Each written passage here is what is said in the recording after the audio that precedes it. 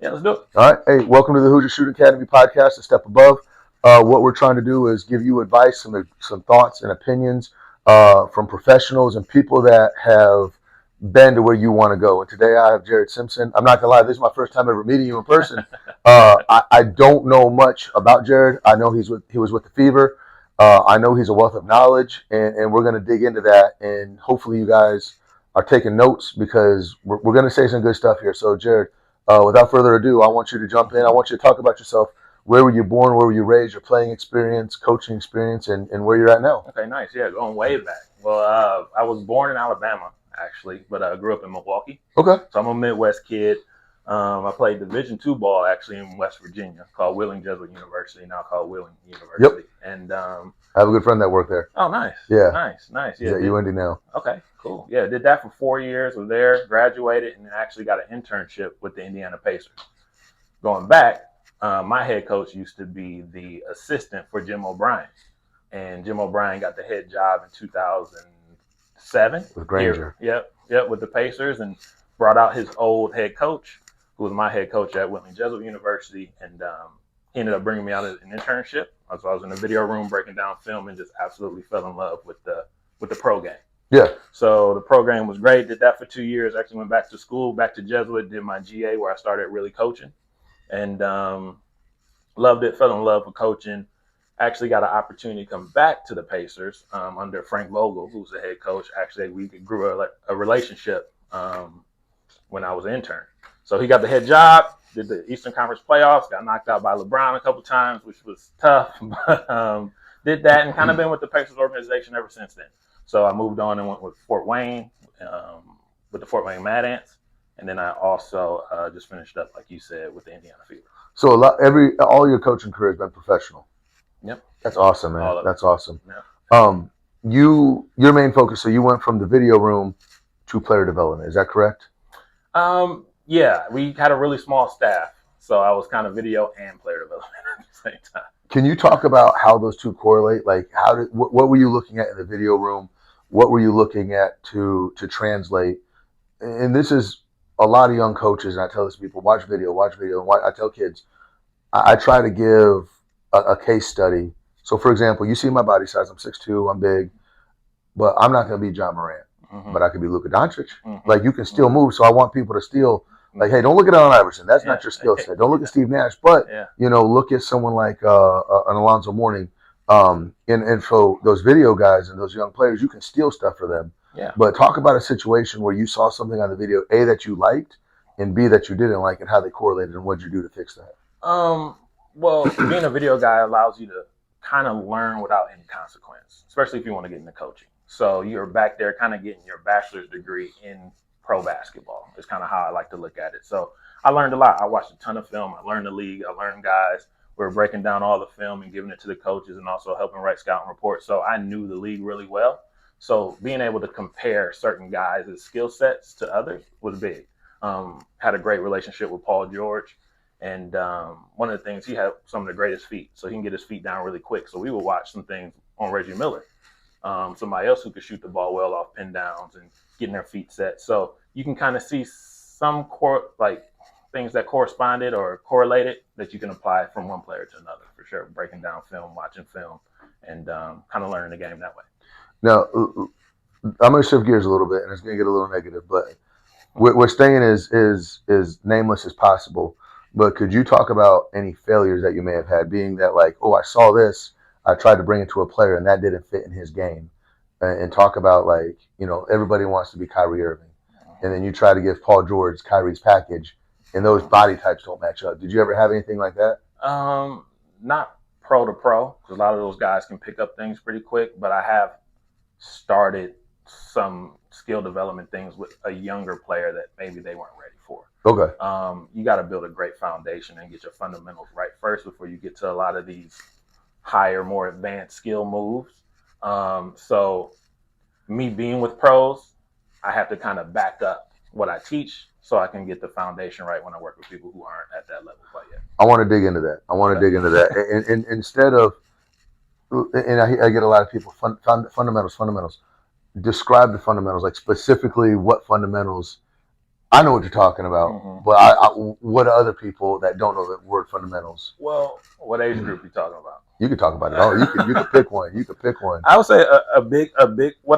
This is kind of what I've seen is great players all kind of do the same thing, and in my opinion, they can handle the ball and get downhill, and they make layups. Those are two big things that I see, and I think that kind of correlates as you get older. If you walk into the gym and you're walking in and watching the third grade group, usually the best player can drive the ball downhill and finish at the rim. And that carries on through high school. They can get downhill and finish. And that carries on to the LeBrons and all the people, the John Morants, like you just mentioned, that can get downhill and finish. So I think a lot of it, the fundamentals start with ball handling and finishing at the basket. With a younger group, you're kind of working on coordination and motor skills. And then footwork is a big one. I think those are good places to start for younger players. And then from there, you start to branch off. Yeah. So whatever you kind of want to move towards, but ball handling is going to be big, especially the way the game's being played now. You got centers who can bring the ball down. You got guards that also bring the ball down fast, but I think it starts there. Ball handling, finishing are two big ones that you need to really focus on. When you first start with ball handling, how does Jhared warm up the ball? Like, what does it look like for him? Playing Jhared or coaching Jhared? Let's get in the ball. What does playing Jhared do? Playing Jhared, kind of like a lot of other kids, kind of just started shooting the ball just right away. But coaching Jhared, I think it's good to just kind of get a good feel for the ball stops, ball handling. Some people are against two ball. Some people like two ball. I'm a two ball guy. I think it's good to throw it in there. If you can handle one, you can handle two. So handling the ball that way, I'm kind of with the cones, kind of not. I kind of more so teach drill work, short and sharp stuff like pound pickups are a big thing for me. So handling into shots is another good thing. But if you want to start two balls and maybe a tennis ball is a good place to start for you. I like the fact that you're flexible, and it was funny because you met Justin. We have a conversation all the time, and we were talking about it, and I'm like, he said something that kind of said with me like, I could be convinced at anything at any time. He goes, you want to tell me Kobe's the greatest? I'll look at you and I'll be like, yeah, Kobe's the greatest. I could walk in a room and be like, LeBron's the greatest. I'd agree with you. And then I walk into another room.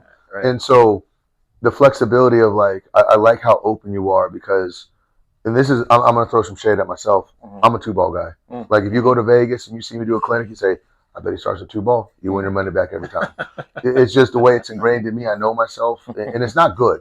Like I'm actually trying to branch out and trying to become I need a better warm up because even I've checked out on two ball a little bit where it's just so repetitive and I need to challenge myself. But the fact that you are so open minded, like I agree with two ball, but I could also be convinced that two ball is not good. And I think that's a sign of a good coach and a good trainer. Yeah, I think anything can work if you're working at the right stuff. Yeah. Like if you're working on the right things, the right fundamentals, how to pick up the ball, how to pound it hard, or whatever it is, if you're focused on the right things, they all apply to all those drills. So just making sure you're just not out there casually doing it, but really working on your game, really working on your technique. You said something, and I see the struggle, the pickup.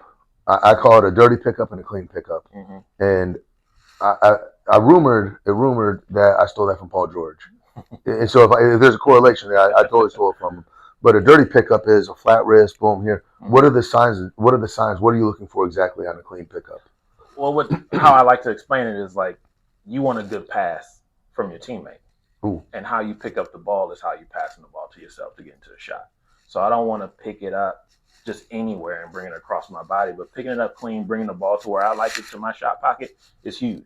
Bring it to your shot pocket. Bring it to your shot pocket because you can always get it there. Or you can create enough space to get it there. So that's a big one for me. Yeah, I'm not huge with that dead wrist, but that fingertips up is a big thing. And you call it a dead wrist? Yeah, you like dead like that. Okay. So I'm stealing right now. I'm learning. Bring it to your shot pocket. So if I'm picking it up out of my left hand, that last dribble's in my left hand, I'm putting it in my right hand. I got a secret for you, by the way. What? I gotta be honest with you. I didn't ask you to be out here for them. I asked you to be out here. That's cool. I'm stealing ideas, man. I can talk hoop. I can talk basketball, whatever. You got me hyped now. So bringing the ball into the pocket, having those fingertips up is a big thing. And if it's in your right hand, you're bringing it right up to that pocket straight up and knocking it down.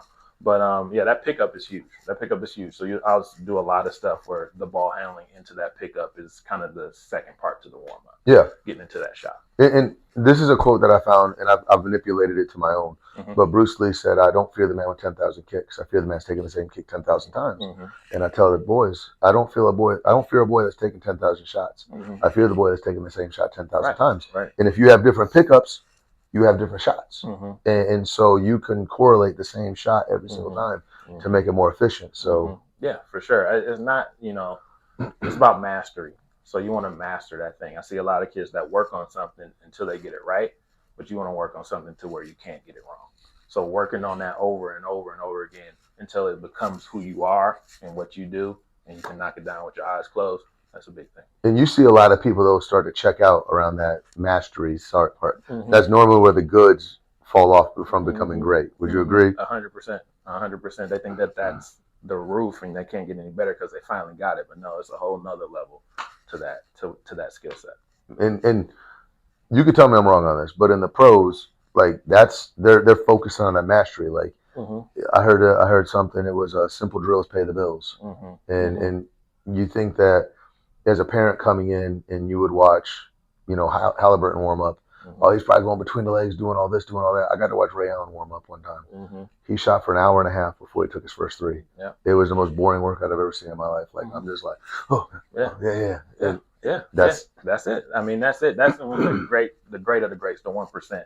They're staying in that mastery level, working on stuff, and it may feel as if though it's boring, but to them they're really locking in and being precise with what they're working on. Maybe it's just one simple thing they're focused on to get right, and they'll do that 1,000 times.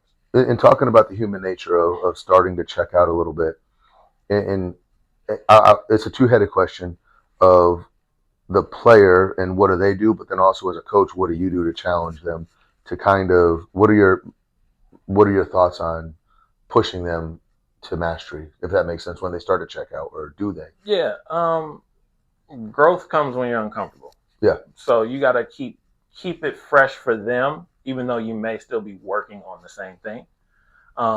Usually at the pro level, with the pros, the all-stars, the Aaliyah Bostons, the Caitlin Clarks, and all those, they are already at that level. They kind of know what that is. So they're hungry to continue to work and continue to do that stuff. But for the most part, it's about making it challenging enough to where it feels like they're getting better. For sure. You have to make it hard enough, whether it's something where you get them more tired this time and do the same drill, or maybe now you bring out defense, or maybe they're making more reads and it's a mental day where they're really developing the mental side of this skill. When do I pull this out? When do I go to my counter or whatever? So it's different ways to work on the same thing. It may be mental, maybe physical, may just be learning the technique itself. But as you grow through that level of mastery, you want to continue to make it harder, even though. Do you data track anything? Is that part of the things that you guys use, or is that? We data track more game stuff. There are, with the NOAA system and stuff, obviously you can track that stuff. You see that a lot in the NBA. Yeah. But we don't track stuff as far as training. Okay. Yeah. That's something I would love to do a little bit more of. But yeah, we don't do it right now because we don't have the tech yet. That makes sense. That makes sense. We should develop something like that. Yeah, you should develop something like that. Got some ideas. Might have some ideas. Get some ideas in here. I love it. Oh, man. Let's get it going. That's awesome. So it's funny because something that you said that I picked up on a while ago, I asked you a question. You're like, do you want player Jhared or do you want coach Jhared? Yeah, it's two different ones. Let's reflect a little bit. And let's take coach Jhared. Now, you're 17 years old. We got those fresh knees. We got the six-pack. We could eat Doritos. And you look good. Oh, and the girls were still. Anyway, what would you change if you go back in time? You know everything you know now. You put your brain in little Jhared's body. What would you change? I would probably focus mostly, like you said, the nutrition aspect. I think that's a big thing that's kind of under talked about, but you hear it a lot when you hear people talk about a young LeBron. Like he was always fueling, hydrating, and eating berries and all that stuff, and really focusing on that part is a big thing I think I would stay with. And I never had the access to a trainer. Yeah. I was kind of in the gym by myself or with my father, working on my game. So I would probably seek out somebody who could teach me things that I didn't know. I was kind of just doing what I saw on TV. When I came up, the N1 mixtape was hot, so I was out there. I was out there trying to throw the ball, put it in my shirt, spin around, stuff like that, wasting time. So I would love to have somebody to kind of deter me from doing stuff like that. But no, I that's the two things I'll probably focus on for sure: is the nutrition and actually getting a real trainer. If you don't mind, how old are you? I am 38 right now. 39 at the end of the month. Okay, 42. Yeah. So we're in that same. You know what I'm you said saying? you said they were mixtape, but I was like, mixtape was fire. could you imagine what would happen if we had Vine and how stupid we would look? How stupid we would have, but at least we have the evidence to watch it. But I have no film on that. I have no film on all that. Oh, because now Nonsense. even recording this, we're on a podcast, Right. and you see that. But back in our day, you had to have this big MGM like big old studio. camera, and then you got a VHS. You put it in, it'd be all grainy. Oh, you had to be dedicated. The mixtapes. Oh my God, you said the mixtapes. Oh man, and it's funny because when I talk to parents, I talk to players now. They almost have that concept of that's what an NBA workout looks like. Look at that; it looks like a hot sauce mixtape, and boom, boom, boom, boom, boom, and this, and you would be surprised about how granular it is. Like how I had a chance to watch Golden State in the Pacers warm up. I got in there, got to watch. And literally, they're focusing on Santos, the B squad, of boom, like I want you to pick up here, picks up here. Nope, that's wrong. I want to hear. Fingers here. No, I want to hear. And they focus on that small little detail, and it's crazy because I take that back to the youth, and the parents look at me and say, "Well, this trainer's teaching step backs. This trainer's teaching floaters. This trainer's teaching one-handed layups." And you're screaming at my kid because his fingers are down. Like, we want to go to the fancy stuff. What do you think parents should be?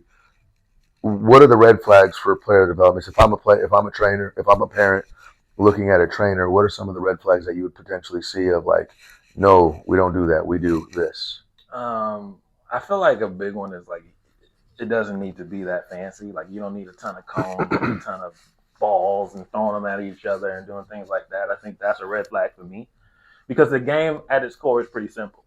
It's a simple game.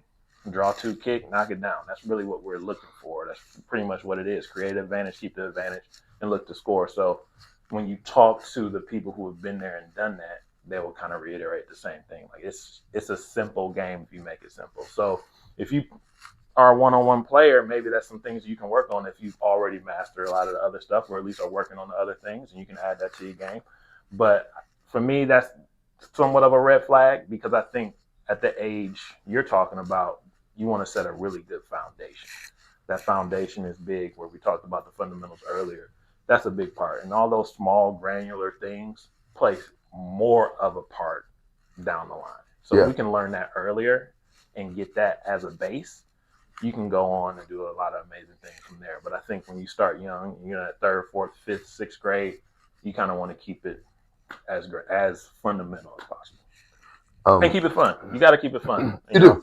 I see a lot of parents putting a lot of pressure on kids and it kind of burn them out a little bit. You got to keep it fun because that's what it really is about, is finding joy. You don't want your kids to be out there not happy or upset or putting a lot of stress on themselves. You want to see them happy and joyful and working with their teammates and winning games. Obviously, that's fun, but you want to keep it a good spot for them to want to come back to. Now going back to your coaching resume, can you talk about, if you even have any experience with this, with the players you were coaching and their parents? Now it's not a child-adult relationship. It's not a child-parent. It's adult-adult. Would you know, what are the parents saying? What are the parents doing? Are they still as tense as they were? Are they looser? Are they in the picture? Or is it just, hey, you're in charge of showing up on your own? And it depends. It all depends. Some families are there at every game. Some of them don't really come around at all. Some may not be able because they're from overseas somewhere. So it kind of changes. At our level, we're kind of more worried about the agents, but it's kind of the same relationship. But you want to be there for your kids. You want to sit there and, if you're looking for a team or some AAU team, you want to go to the practices and understand. Obviously, we've been in the game, so we would be there. But a lot of parents just kind of leave and come back and pick their kids up. But you want to take some of the concepts the coach is teaching your kids and apply them at home, because obviously they want to continue to do their homework, take some of the stuff they learn from their coach and like whether it's ball handling, shooting, and bring it home. And you want to be able to help them with that. Yeah. That's a big part. You mentioned something about I want to drive, I want to create the double, and I want to kick. Mm-hmm. If you're a good one-on-one player, and here's the crazy part of this is what I picked up on you saying, mm-hmm. hey, the hard part is playing one-on-one. That's the hard part to get to the basket. Mm-hmm. You get double teamed. If you could play one-on-one, you could get double teamed. Mm-hmm. The pass is the easy part. Mm-hmm. But a lot of players don't work on passing. Mm-hmm. A lot of players are just one-on-one isolated. And this is something I get frustrated with when I work with kids. And then I say, okay, by the way, when this happens, this is that pass for the double team. And they look at me like, mm-hmm. you want to work on passing? I'm like, yeah. Like, mm-hmm. it's a 5-on-5 game. Yeah. Do you experience that at the pro level, or is it pretty much? Yeah, ours are, some people are going to get double, whether it's in pick and roll or if it's a big on the block, like, they're going to get double. So, yeah, you do have to work on that, and we will drill that. And that's another piece of mastery. Like, when can I go one-on-one? When am I checking to see the double? At our level, you can get past the first player decently easy. I won't say easy, but you're looking more so at the rotation behind it. So whether it's pick and roll or one-on-one, where's the help coming from? Or if I'm on the block, where's the help coming from so I can drive, kick, swing, get an open shot? That's the biggest piece. But yeah, passing is huge. I think it's the first level to reading the game. So once I get doubled, I have to be able to make the next read is who is open. Like, is this person getting denied?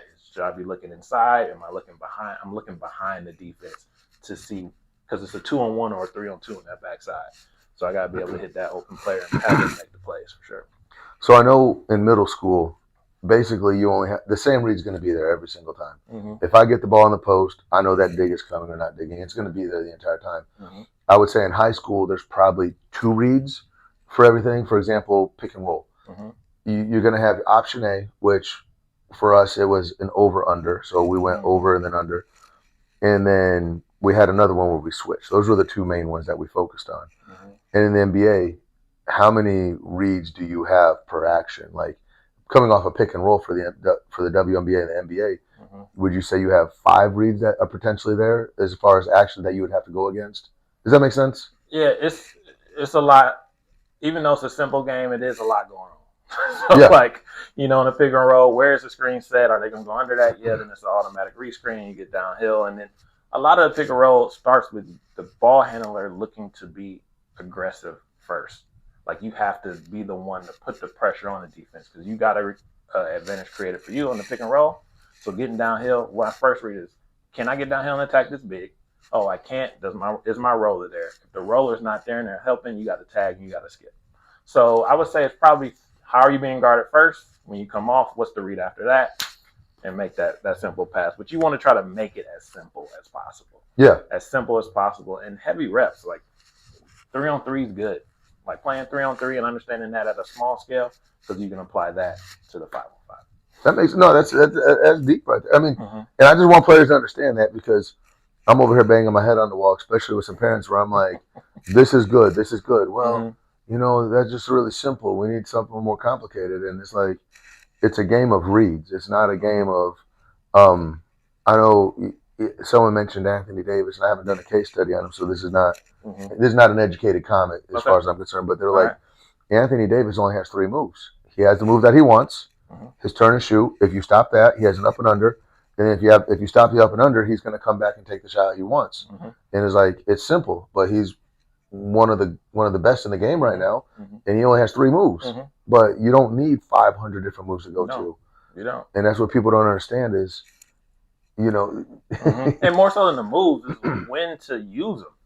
Like, you got to know when to do these things. Like, I feel like a lot of kids are way more skilled than we were in our time. Way more skilled. Absolutely. But understanding when to use that skill, when to play fast and play slow as far as pace. Like, you don't have to go 100 miles an hour the entire time, but to go slow to fast is way harder to guard.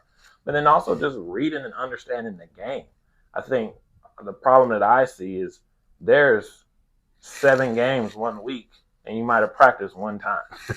So, like, we have to kind of flip that around. You see it a lot in Europe where it's the total inverse of that. It's 7 practices in 1 game. So they're really understanding how to play the game and play with each other more so than, hey, I'm going to put, 12 guys together. We're just going to play in this AAU tournament and see what happens. So I think we have to, as a culture, take the time to teach the game first and how to play it the right way. and then all the skill development and all the highlight culture that we're kind of going down right now, we can kind of pull back on that so we can be a little bit more of a better basketball society, I guess. Of course, you would have said I want to end on that one, but no, that's phenomenal. I mean, that's everything we talk about, and that's.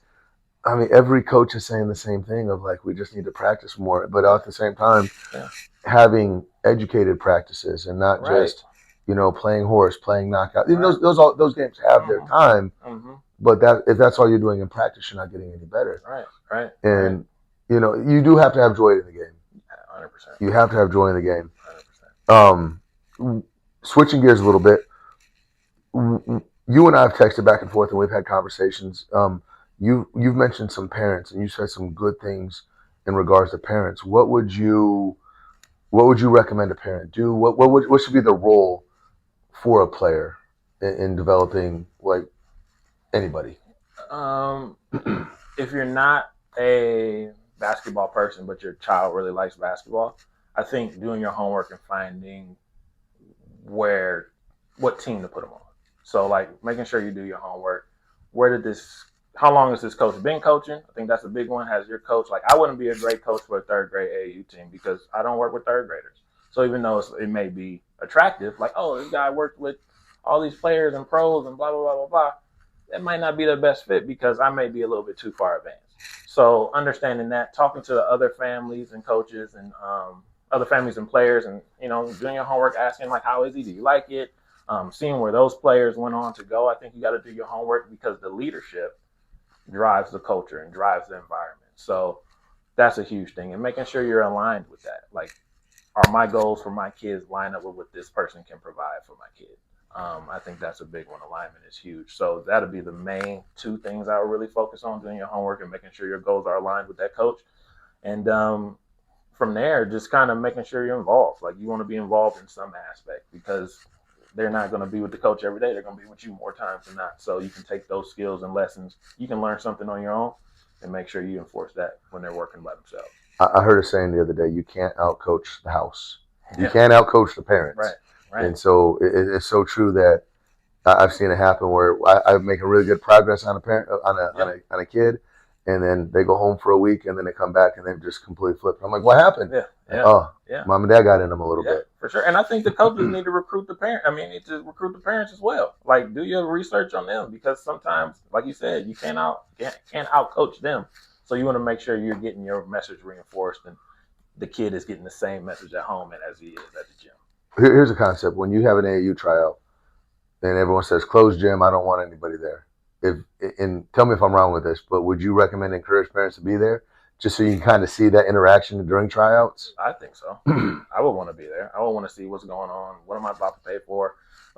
What is he teaching? I would because I know what I'm looking for in a coach. But even as a coach, if I'm a coach and I'm running an AAU program, for me, you said that, and I'm kind of like, I would want the parents in the gym. And so when you say something and you hear a parent echo something wrong, you're like, the parents like, all right, I don't want that. Yeah, you don't want that. That's huge. I think I'm right there with you.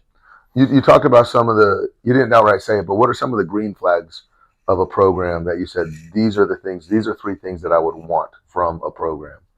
Yeah, I think I would want, depending on what my age my kid is, but I think the fundamentals, like we talked about earlier, is huge. So if you see a coach working on fundamentals. I think that's big. I think at the end of the day, you're trying to make these young people into great adults.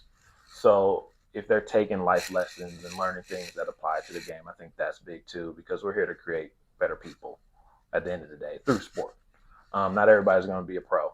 So very few are going to be a pro. Yeah. So how much more can I get out of this environment or out this situation or off this team is a big piece as well. So that'll be a green flag. We're preaching the same message as I am at home.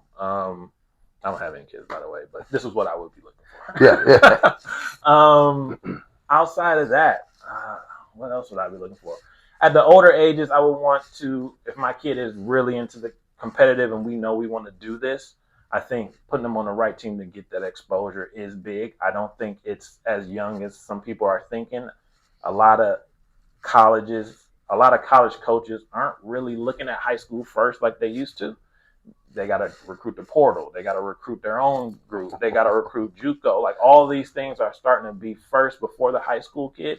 So I think you're more focused on that around that junior, senior year area.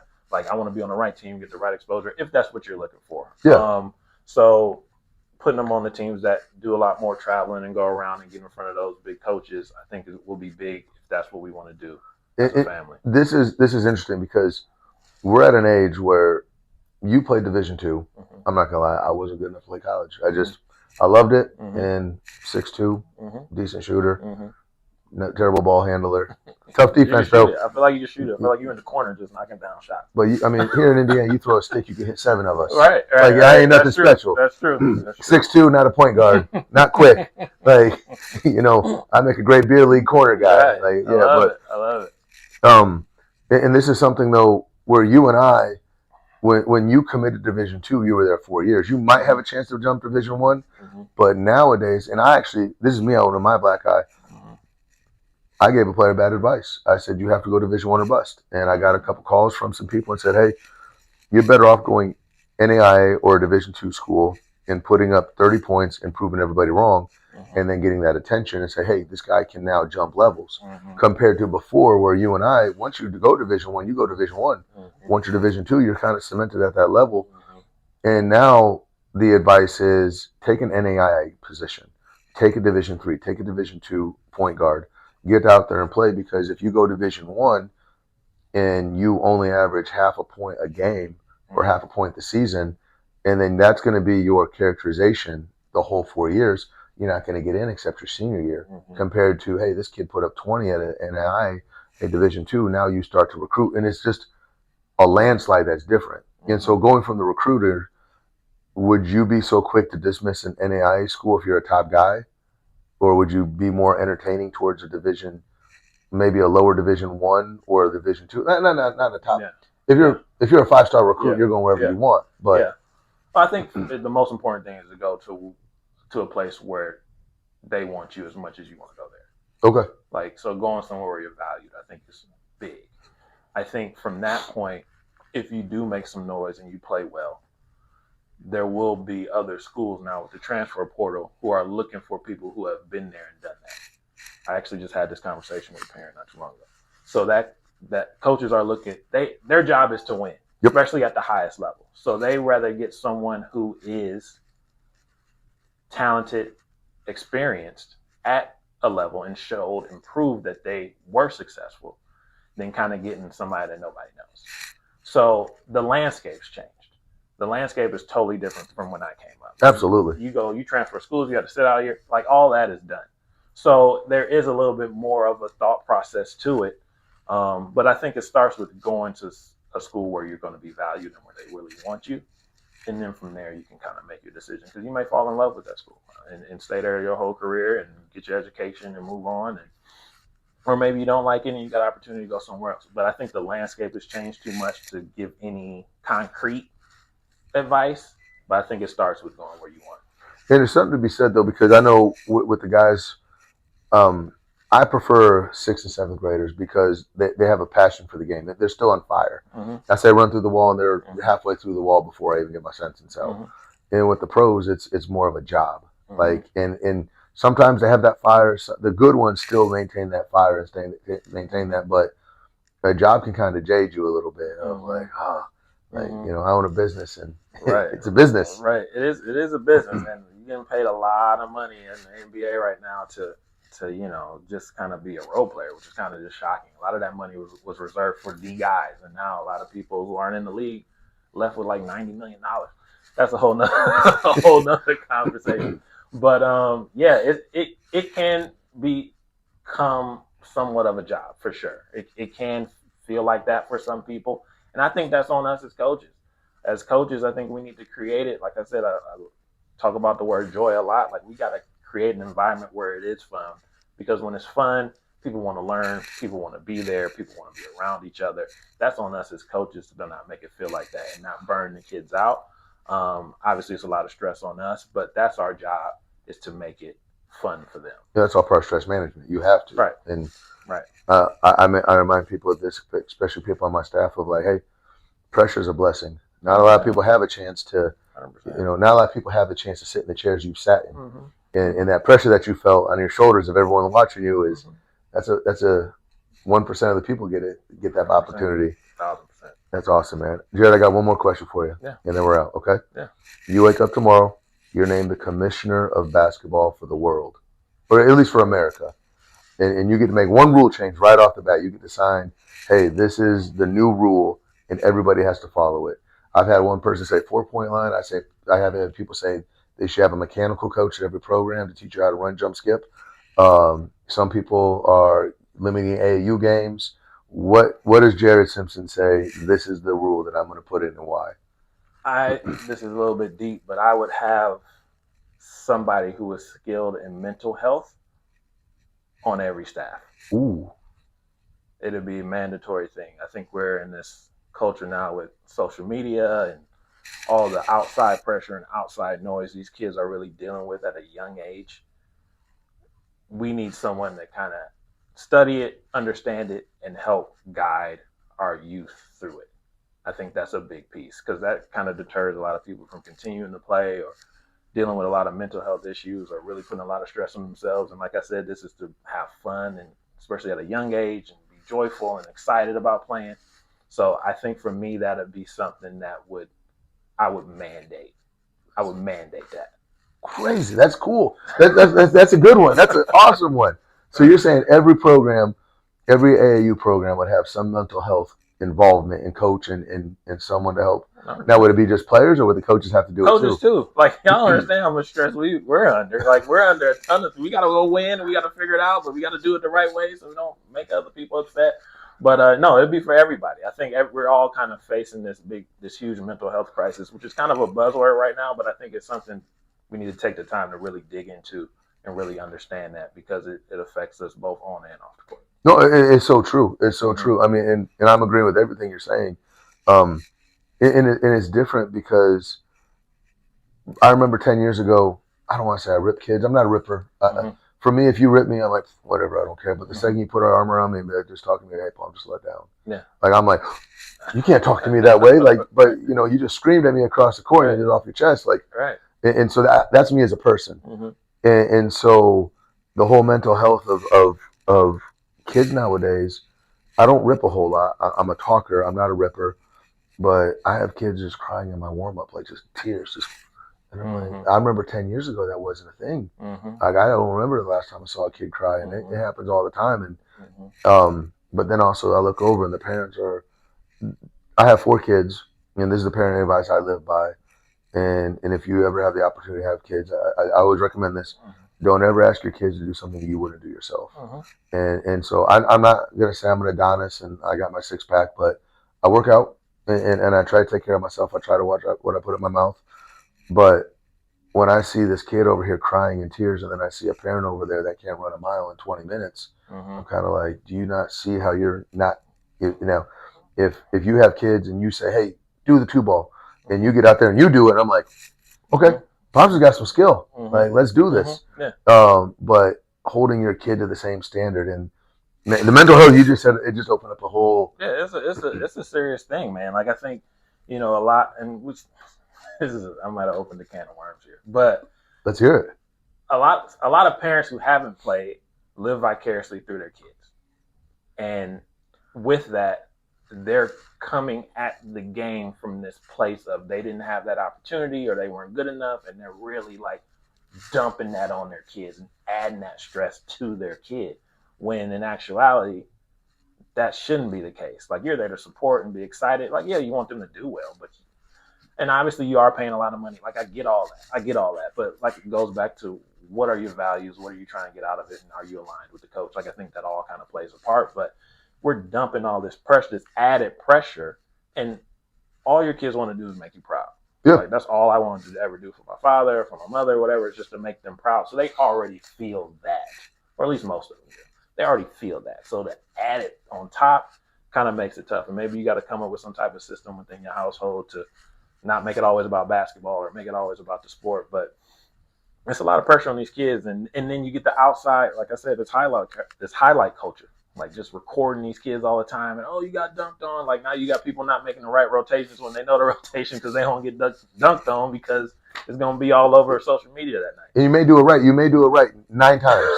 You could do it right 99% of the time. The one time you don't rotate and that's the dunk, right? No one's gonna. And the crazy part is you don't even know the score. Exactly. That may be the only 2 points that kid put up. Yeah. And now it's all over there. He walked around winning the day like, oh, I'm LeBron.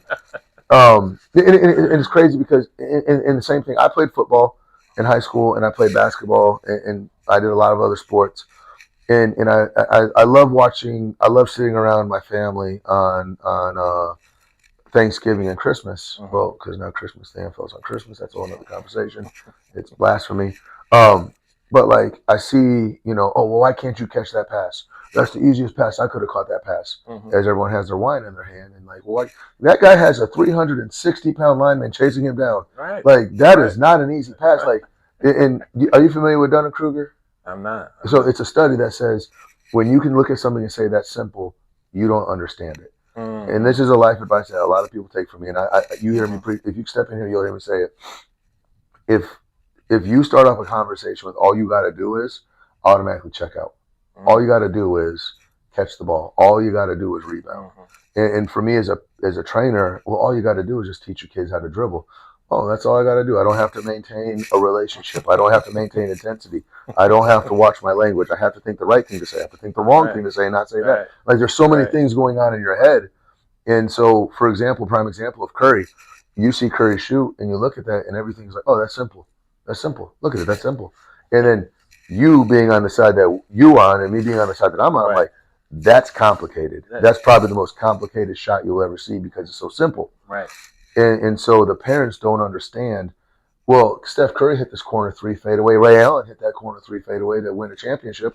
Why can't you do it? And you're like, that's hard. And you being in your position, and being in my position, you can look at the greats and you can say, I can't do that. That's amazing. Mm-hmm. And a lot of parents that never played oversimplify it. And say, well, all you got to do is just grab the rebound with 2 hands. Mm-hmm. I was getting boxed out. I got my knees taken out. Never mind, I had a guy poke me in the eye. Never mind the fact that I had guys rip my arms down. Mm-hmm. And you want me to go up there? It's like, that's hard. Yeah, that's hard. It's hard. And the great ones make it look easy.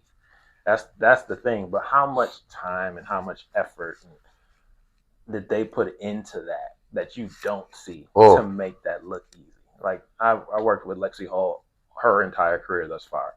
And we were in the gym every day, all the time, before practice. She would stay after practice and get so many shots for her to shoot just 3 or 4 in a game and knock them down. Like, oh, she's shooting great. Yeah, but she put in a ton of time. Not even to talk about all the years prior to her making it to the pros. Like all that time for that moment to make that look easy. You would say probably 1,000 shots per one shot? Would you say, or probably more? Probably 1,000. 1,000. So you take 3 shots in a game. Yeah. You're taking 3,000 shots. Easy. By yourself. Yeah. That's crazy. Yeah. Easy. And people don't understand that. They don't understand it. They just see the game and say that's all you got. Jhared, first off, let me say thank you for showing up and thank you for sharing. Yeah. I don't know who's listening, but like I just want people to understand that there's some powerful things. If I'm a young player, if I'm a parent, I'm going back through this thing and I'm taking 4 pages of notes easily on the conversation. That's good. You shared a lot of great insights, and I really thank you for your time. It was a pleasure to meet you, and I appreciate you sharing. Well, I appreciate it, man. I appreciate it. Thanks so much, and hopefully I can come back soon. If you guys are interested in anything, you can follow me at Coach Vision Hoops. It's a small thing that I'm working on, more so for coaching development. Okay. So really helping coaches master their leadership skills, their communication skills, their ability to build relationships, just kind of the soft skills in the career development, kind of putting everything down on a piece of paper. So follow me there at Coach Vision Hoops, and hopefully I'll be on again. At CoachVisionHoops.com. At Coach Vision Hoops on Instagram. On Instagram. Follow him on Instagram. No. I want to make sure people understand that. Yeah. Make sure you follow him. And just to dig into that a little bit, is that for young coaches, professional? Like, what's the ambition? It's young coaches. I'm really focusing on that young coach, kind of trying to be a mentor for the next generation of coaches. I think we're going to see a huge landscape shift for coaching in general, but a lot of the soft skills are going to always be there. Yeah. So kind of invest in yourself, pour into yourself. I share a lot of tips and tricks that I've learned along the way, and maybe I might start like some type of curriculum or something. But yeah, at Coach Vision Hoops, career development and mentorship. Whatever we can do for that, we want to help you, man. Appreciate it, man. Thank you, Thanks Jhared. again. Appreciate it. it, man.